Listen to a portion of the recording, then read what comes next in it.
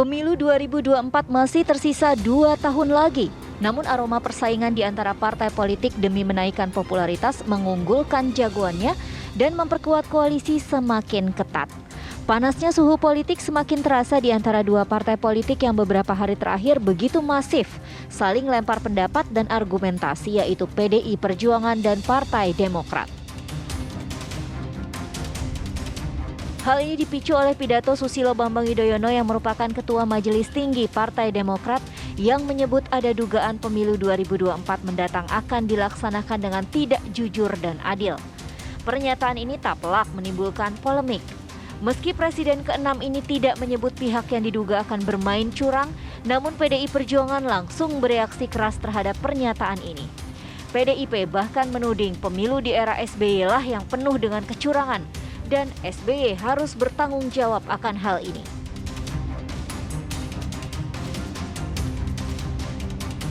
Tidak cukup hanya soal pemilu, kedua elit partai ini pun sama-sama melontarkan banyak hal yang menjurus pada saling membandingkan kerja dan capaian baik di era Megawati, SBY, bahkan Jokowi saat ini. Puncaknya Partai Banteng Moncong Putih ini menegaskan sulit kedua partai ini untuk dapat bekerja sama dalam bentuk koalisi. Tidak hanya perbedaan dalam ideologi partai, namun juga perbedaan pada sosok utama kedua partai, yaitu Megawati dan SBY. Lalu, akankah hubungan PDIP dan Demokrat seakan menjadi musuh abadi? Komunikasi politik apakah yang sedang dimainkan kedua partai melalui para elitnya ini? Ya pemirsa, antara PDIP dan Demokrat ini kian hari kian panas. Banyak sekali isu yang menjadi momentum mereka saling sindir. Kalau sebelumnya soal BBM, soal BLT, soal membandingkan pembangunan era SBY dan juga era Jokowi. Yang terbaru saat ini adalah ketika SBY menyinggung soal dirinya akan turun gunung untuk menjaga agar pemilu tidak ada upaya untuk mencuranginya. Tentu saja langsung direspon oleh PDIP. Itu akan saya bahas di Apa Kabar Indonesia malam hari ini. Kenapa isu-isu yang menjadi bahan sindiran bahkan soal kecurangan pemilu naik pemirsa ke permukaan. Dan di studio TV One, Bang Effendi Ghazali sudah hadir bersama saya di sini, pengamat komunikasi politik kita. Saya juga sudah melihat sejumlah narasumber saya yang tersambung lewat sambungan Zoom, mulai dari Mas Zaky dari Demokrat, Pak Nur Syirwan dari PDIP, dan Bang Hanta Yuda sebagai pengamat politik kita. Selamat malam Bapak-Bapak. Malam semuanya. Halo, Assalamualaikum. Sekarang saya mungkin ke Mas Zaky terlebih dahulu ya, Mas Zaky. Sebenarnya apa sih yang menjadi alasan Pak SBY singgung soal kecurangan pemilu dalam Rapimnas kemarin? Memangkah bahwa ini memang menyasar ke era pemerintahan Pak Jokowi? Kalau dari kami bisa kami sampaikan, pertama ini kan konteksnya di Rapimnas yang sebenarnya menjadi konsumsi internal, menjadi konsumsi kader partai kami saja. Tetapi mengapa kemudian beliau menyampaikan itu seakan-akan secara keras, karena beliau mendapatkan informasi dari beberapa pihak yang setelah beliau telusuri ya dan coba mencari tahu, memang ada potensi dalam konteks ya, beliau sampaikan pemilu 2024 bisa. Jadi ada kata bisa ya. Kemudian ada kata konon kabarnya ya, bahwa ada upaya bahwa hanya akan ada dua pasangan calon saja yang akan bisa berlaga. Akan ada upaya-upaya yang tidak alami. Nah ini upaya-upaya tidak alami nih. Jangan berbicara bahwa ya kalau namanya negosiasi politik tidak berhasil jangan salahkan pihak lain. Bukan. Kalau negosiasi kompromi politik itu hal yang biasa yang dijalani dan dilalui. Tentunya tidak akan menjadi indikasi upaya-upaya yang melakukan di luar yang nilai-nilai demokrasi gitu. Tetapi yang menjadi concern, menjadi perhatian beliau adalah upaya-upaya ini dilakukan misalnya dalam bentuk intimidasi atau bahkan mungkin ya kriminalisasi gitu. Nah, beliau ini kan seorang yang sangat-sangat demokratis, bahkan ketika beliau menjabat sebagai presiden 2004 sampai dengan 2014, demokrasi ini tumbuh pesat di Indonesia gitu, mendapat penghargaan apresiasi dari berbagai lembaga internasional gitu, bukan klaim-klaim demokrat semata ya gitu, tetapi kan ada Freedom House, ada Economist Intelligence Unit gitu ya. Pernah menempatkan kita sebagai negara yang demokrasi atau negara yang bebas gitu, yang kemudian terus menurun sampai dengan sekarang menjadi negara yang partly free. Nah ini kan kemudian concern beliau inilah ya ingin agar jangan sampai ada aspirasi rakyat yang kemudian tersumbat nih, tersumbat. Karena ada harapan, ada pasangan ketiga, gitu. Ada harapan, ada pasangan ketiga, ya, yang menjadi aspirasi sebagian besar rakyat untuk bisa ikut berlaga di dalam kontestasi tadi, gitu. Nah, inilah sebenarnya yang melatar belakangi itu. Beliau menyampaikan bahwa ada aspirasi seperti ini dan ada potensi upaya untuk menjegal tidak alami, ya, bukan melalui kompromi atau negosiasi politik, upaya menjegal yang tidak alami, ya, yang harus sama-sama kami cermati, gitu. Nah, karena bagaimanapun kita bicara mengenai Demokrat ingin membawa angin perubahan, ya, dan juga perbaikan, ya, bagaimanapun tentunya kami berharap, ya, benar-benar bisa memperjuangkan apa yang menjadi aspirasi dari masyarakat itu. Tetapi mohon maaf, ya, jangan disalahartikan kemudian, wah, pemilu 2024 akan curang, dalam mohon maaf, ya, DPT-nya curang misalnya, gitu, atau pemungutan suaranya curang. Jadi ini nembak KPU, nembak Bawaslu, nggak ada hubungannya, nggak ada hubungannya. Kita tidak bicara mengenai pelaksanaannya nanti, tetapi justru proses sebelumnya ini, gitu. Dan mohon maaf, Pak SBY tidak sendirian. Tidak sendirian. Kemarin di talkshow dengan Pak Karni Ilyas, ya, Pak Yusuf Kala juga menyampaikan hal serupa. Juga ada teman-teman PKS juga menyampaikan hal yang serupa, gitu. Ya. Lalu sebelumnya juga ada 30 lebih, ya, profesor dan guru besar dari perguruan tinggi di Sungguh Jogja yang juga menyampaikan kekhawatiran serupa. Dan bahkan teman Gerindra juga menyampaikan bahwa ada upaya menjegal Pak Prabowo, gitu. Jadi janganlah kemudian dianggap bahwa tadi Pak SBY berupaya mendegradasi pemilu. Bukan. Justru beliau ingin agar aspirasi harapan rakyat Indonesia benar-benar bisa tersalurkan. Karena bagaimanapun rakyatlah pemilik kedaulatan sebenarnya di negeri ini, gitu. Dan janganlah, mohon maaf, ada oligarki atau sekelompok orang, ya, berusaha melandangkan kekuasaan, berusaha melakukan upaya-upaya yang tidak demokratis di belakang layar, gitu. Ya. Nah, ini yang menjadi concern beliau yang diingatkan kepada kami agar kami bisa berupaya untuk mencegah jika memang ada upaya-upaya itu kemudian dilakukan secara intens, gitu. Oke, saya minta ditanggapi dong Pak Nursirwan, ada upaya yang tidak demokratis di balik layar, bahkan di sini Demokrat mengatakan Demokrat tidak sendiri, kecurigaan ini, kekhawatiran ini juga dari partai-partai lainnya. Pak Nursirwan. Yang pertama tadi disampaikan bahwa ini diutarakan di forum internal. Tadi disampaikan oleh Bung Harsaki, tapi forum internal yang diliput oleh publik, diliput oleh media, tentu pengertian internal menjadi silahkan ditinjau sendiri. Apakah ini arahnya untuk internal atau untuk publik, itu yang pertama. Yang kedua, kalau bagi PDI Perjuangan, kami itu karakternya tidak pernah atau tidak suka, tidak memiliki karakter untuk mengkoreksi atau katakanlah menyinggung atau bahkan menghalang-halangi partai lain. Itu sejak dahulu kami, sejak zaman sebelum reformasi, kita perjalanan cukup panjang dan semua bisa menilai tidak pernah berkarakter untuk membuat sulit partai lain. Karena kita tidak memiliki kemampuan dan kapasitas untuk melakukan hal-hal yang tidak baik. Kita sudah melewati proses yang cukup panjang di dalam perjalanan bangsa ini. Itu yang kedua. Jadi kalau kita tidak diawali, tadi juga sudah ditekankan bahwa itu disampaikan oleh Pak SBY.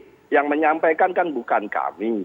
Maka ya wajar saja kalau itu tentu akan ditanggapi. Bahwa itu tidak ada sebutan, tentu yang menyampaikan itu kan ada korelasinya dengan perjalanan pemerintahan saat ini atau katakanlah partai yang menjalankan atau katakanlah partai pemerintah itu mau tidak mau akhirnya terkait dengan hal tersebut. Maka bagi kami sebetulnya kalau misalnya itu ada indikasi, ada dugaan, nanti akan begini, akan terjadi dipaksakan dua pasang calon, kemudian akan menyingkirkan, ya kembali kepada partainya masing-masing. Kalau tidak mau, ya upayakan untuk tidak terjadi seperti itu. Kami tidak ada kemampuan, tidak ada karakter, tidak ada keinginan untuk melakukan kondisi seperti itu. Itu sudah dinilai oleh rakyat itu sejak sekian kali pemilu. Jadi, kalau itu ada keraguan akan proses yang akan terjadi kelak di kemudian hari. Atau bahkan itu yang pertama, yang kedua membanding-bandingkan. Kita tidak pernah membanding-bandingkan, itu tidak pernah. Dan semua itu tadi seperti yang TV One, Mbak Caca menyampaikan, ini kan disampaikan oleh Pak SBY, bukan kami. Yang mengawali itu kan bukan kami. Maka kalau ada tanggapan apakah itu berkaitan dengan membandingkan soal infrastruktur, ya itu tanya saja sama rakyat lah. Kondisi infrastruktur sekarang dengan zaman yang dahulu, nggak usah repot-repot. Bertanya saja kepada rakyat kondisinya seperti apa sekarang dengan yang dulu. Jadi kita tidak terlalu sulit dan kita juga tidak ada keinginan untuk bersaing. Mohon maaf Mas Zaky. Jadi kalau kita bersaing dengan Demokrat, ya saya tidak melanjutkan, ini koma saja, langsung titik. Jadi sulit ya kalau perbandingannya hal seperti itu. Demikian. Jadi saya tidak dalam kapasitas untuk menduga-duga. Kita terbiasa dengan mengikuti proses itu dengan baik, mentaati ketentuan dan aturan. Kalau soal itu ada dugaan rekayasa dan sebagainya, malah tanya sama Pak Herzaki sendiri yang dulu sudah melakukan itu, bagaimana melakukan, maksud saya melewati perjalanan pada pemilu-pemilu pada masa Pak SBY sendiri.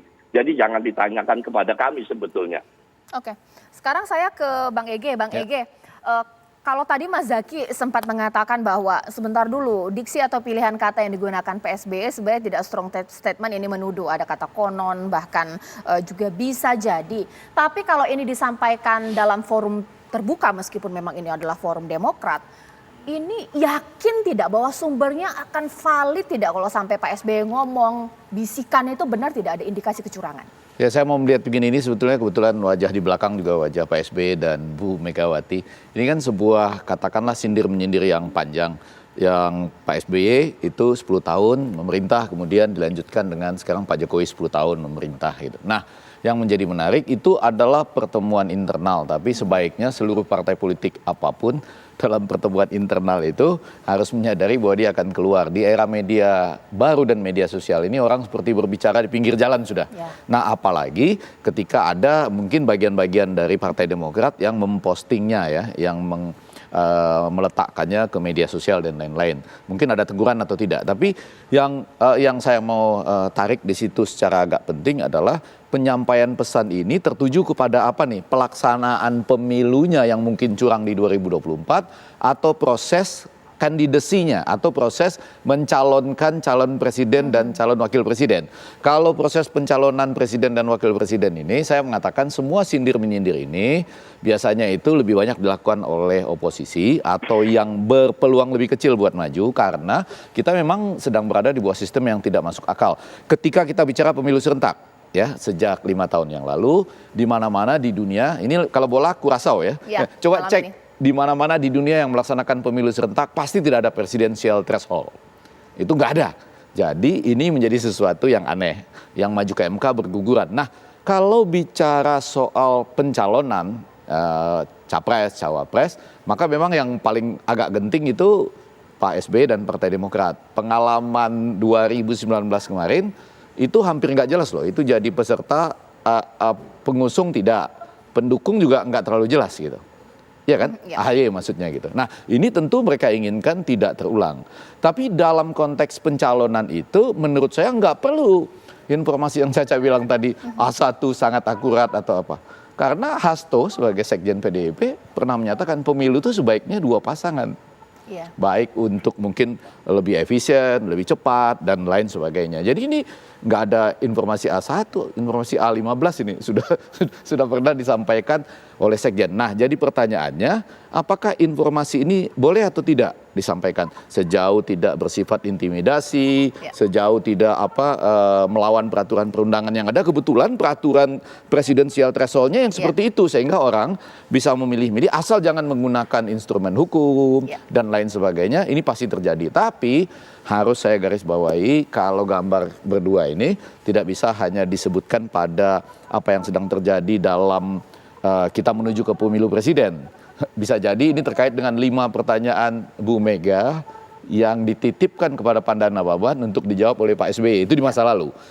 Yang belum dijawab gitu. Nah, kalaupun itu kita lupakan, lebih baik ke depan kan, maka kita sekarang harus menganalisis dua hal tadi secara terpisah. Soal pencalonan capres dan cawapres dalam hal ini peluang yang adil bagi setiap putra-putri bangsa. Dan kebetulan di sini kita bisa balik loh. 10 tahun yang akan datang, orang lain yang akan menderita, pasangan lain yang akan menderita gitu ya. Jadi itu persoalan sendiri. Nah yang lain adalah mungkin nggak pemilu itu dilaksanakan secara curang. Kalau ya apanya? DPT, kekurangan saksi-saksi, politik uang, atau IT. Iya. Nah betul. itu misalnya. Sesaat lagi saya akan tanya kepada Bang Hanta nanti usai jeda berikut karena variabel indikasi pemilu curang itu banyak sekali pemirsa. Tadi yang sudah disampaikan oleh Bang Ege. Tapi kalau tadi kita tarik dengan pernyataan Pak Hasto, kalau bisa PDIP ini ketika bertanding di pemilu 2024 Dua pasang saja. Dua pasangan saja karena kondisi pandemi COVID-19 seperti ini. Ketika dua pasangan saja, apakah diindikasi bahwa membuat pemilu mengarah kepada kecurangan? Nanti Bang Hanta akan jawab usai jeda berikut.